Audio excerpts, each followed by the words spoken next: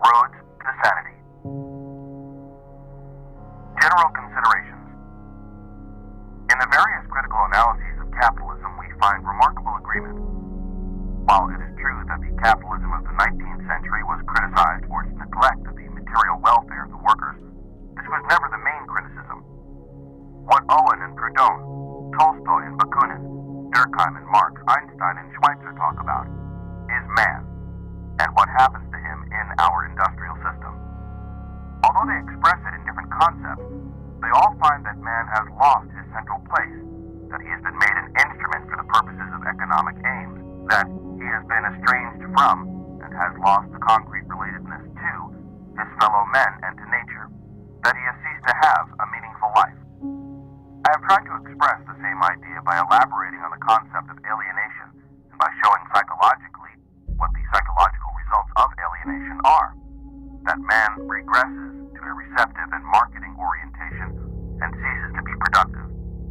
That he loses his sense of self, becomes dependent on approval, hence tends to conform and yet to feel insecure.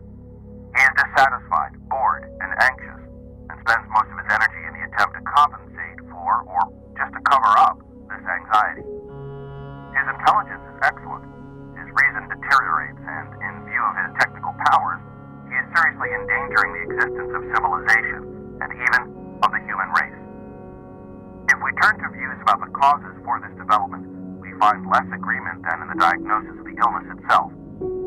While the early 19th century was still prone to see the causes of all evil in the lack of political freedom, and especially of universal suffrage, the socialists, and especially the Marxists, stressed the significance of economic factors. They believed that the alienation of man resulted from his role as an object of exploitation and use. Thinkers like Tolstoy and Burckhardt, on the other hand, stressed the spiritual and moral impoverishment as the cause of Western man's decay. Freud believed that modern man's trouble was the over-repression of his instinctual drives and the resulting neurotic manifestations. But any explanation which analyzes one sector to the exclusion of others is unbalanced and thus wrong. The socio-economic, spiritual, and psychological explanations look at the same phenomenon from different aspects. And the very task of a theoretical analysis is to see how these different aspects are interrelated and how they interact. What holds true for the causes holds, of course, true for the remedies by which modern man's defects can be cured. If I believe that the cause of the illness is economic, or spiritual, or psychological, I necessarily believe that remedying the cause leads to sanity. On the other hand, if I see how the various aspects are interrelated, I shall arrive at the conclusion that sanity and mental health can be attained only by simultaneous changes in the sphere of industrial and political organization, of spiritual and philosophical orientation, of character structure, and of cultural activities. The concentration of effort in any of these spheres to the exclusion or neglect of others is destructive of all change. In fact, here seems to lie one of the most important obstacles to the progress of mankind. Christianity has preached spiritual renewal, neglecting the changes in the social order, without which spiritual renewal must remain ineffective for the majority of people. The Age of Enlightenment has postulated as the highest norms independent judgment and reason. It preached political equality without seeing that political equality could not lead to the realization of the brotherhood of man if it was not accompanied by a fundamental change in the socio-economic organization. Socialism, and especially Marxism, has stressed the necessity for social and economic changes and neglected the necessity of the inner change in human beings, without which economic change can never lead to the good society. Each of these great reform movements of the last 2,000 years has emphasized one sector of life to the exclusion of the others. Their proposals for reform and renewal were radical, but their results were almost complete failure.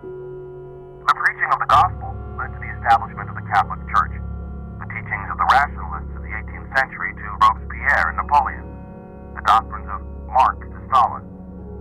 The results could hardly have been different. Man is a unit. His thinking, feeling, and his practice of life are inseparably connected.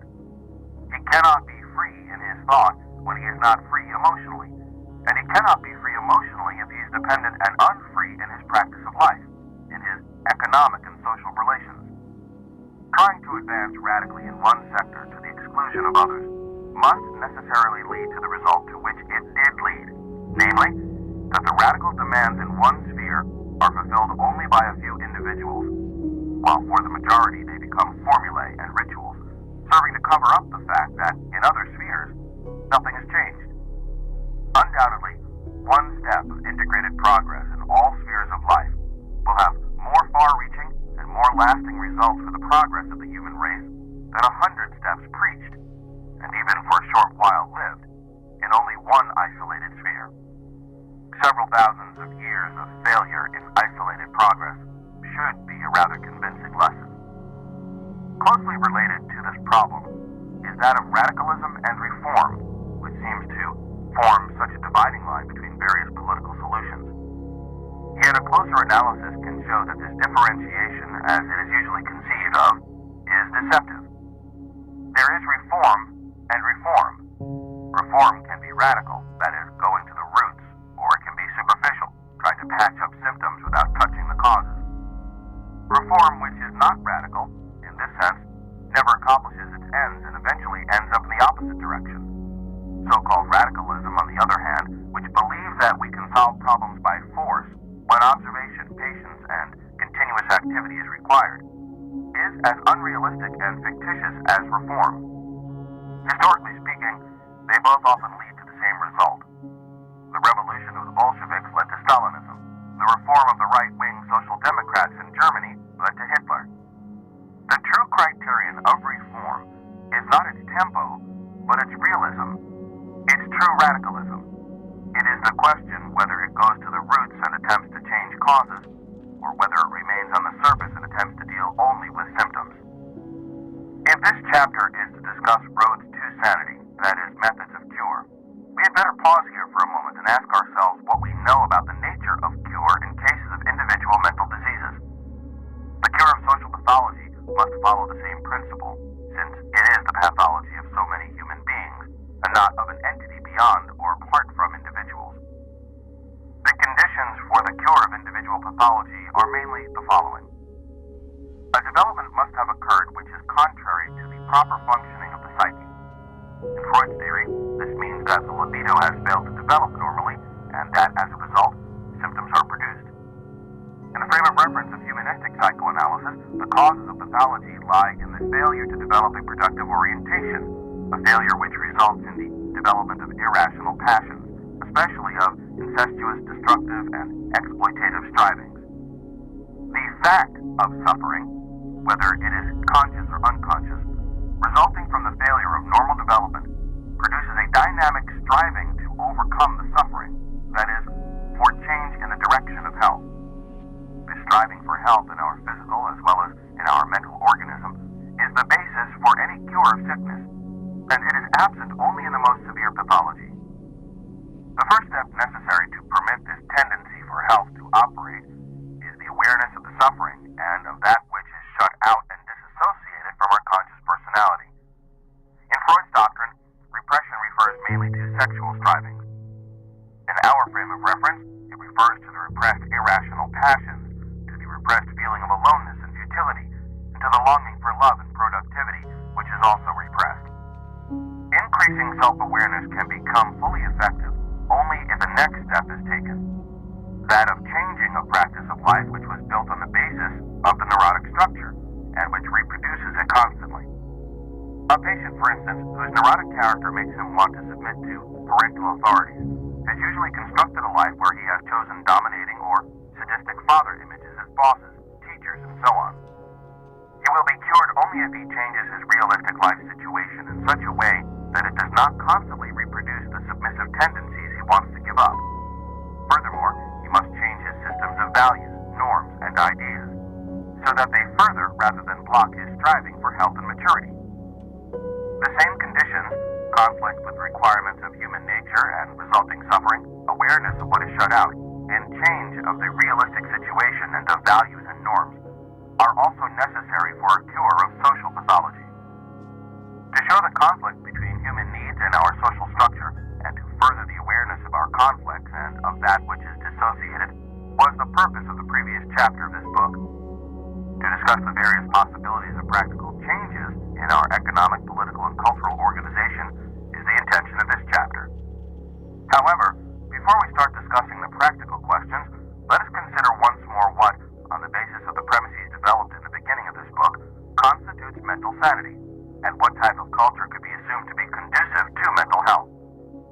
The mentally healthy person is the productive and unalienated person, the person who relates himself to the world lovingly, and who uses his reason to grasp reality objectively, who experiences himself as a unique individual entity, and at the same time feels one with his fellow man, who is not subject to irrational authority, and accepts willingly the rational authority of conscience and reason, who is in the process of being born as long as he is alive, and considers the gift of life the most precious chance he has. Let us also remember that these goals of mental health are not ideals which have to be forced upon the person, or which man can attain only if he overcomes his nature and sacrifices his innate selfishness. On the contrary, the striving for mental health, for happiness, harmony, love, productiveness, is inherent in every human being who was not born as a mental or moral idiot. Given a chance, these strivings assert themselves forcefully, as can be seen in countless situations.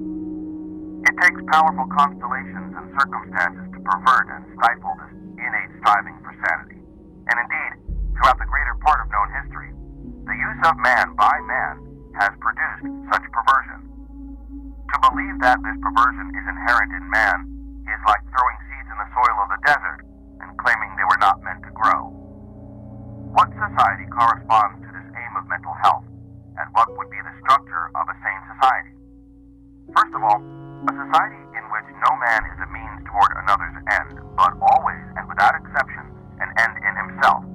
Hence, where nobody is used nor uses himself for purposes which are not those of the unfolding of his own human powers, where man is the center, and where all economic and political activities are subordinated to the aim of his growth.